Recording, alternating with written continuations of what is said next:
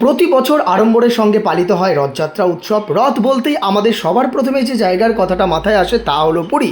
পুরী ছাড়াও শ্রীরামপুরে হুগলি জেলার মাহেশের রথ আছে।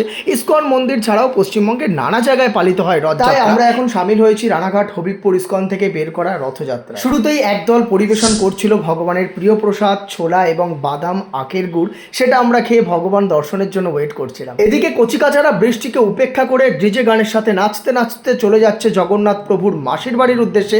এমন সময় এক পাগলি এসে আমাদের সামনে এমন নাচ দেখালো যাতে আমাদের মনটা ভরে গেল। আমি যাব না।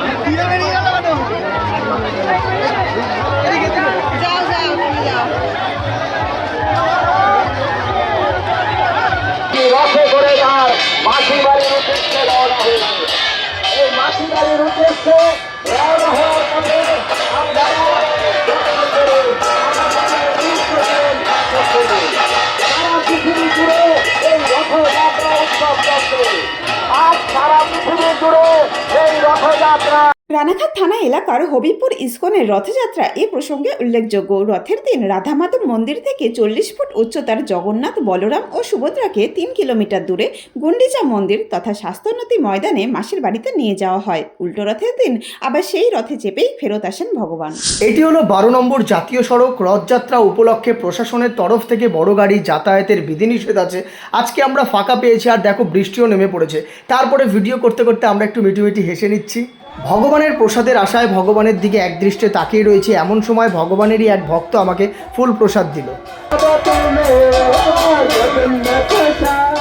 পৌঁছে গেলাম মাসির বাড়িতে, কিন্তু মাসির বাড়িতে একই অবস্থা, কাদাতে ছড়াছড়ি। কি আর করা যাবে, সাইড দিয়ে এর মধ্যে থেকেই যেতে হবে। তার আগে তোমাদেরকে পুরো ভিউটা দেখিয়ে দিই। দেখো কত সুন্দর সন্ধ্যা হবে সময়, কত ভালো লাগছে। মেঘের জন্য তো আকাশে কোনো তারা দেখা যাচ্ছে না। এদিকে ভিড় পড়ছে উঠছে। আর এই হলো প্রসাদের স্টল। দেখেছো চাউমিন প্রসাদ কখনো খেয়েছো? সঙ্গে সাটেও আছে, আরো অনেক কিছুই আছে, কিন্তু তার জন্য তোমাদেরকে 50 টাকার মাধ্যমে কুপন কিনতে হবে। এই হলো সেই কুপনের স্টল।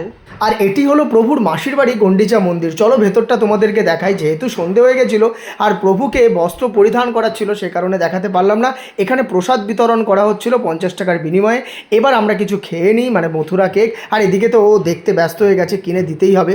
তারপর আবার কিছু খুচকাচ কিনে নিলাম বাড়ির উদ্দেশ্যে রওনা দেবো বলে।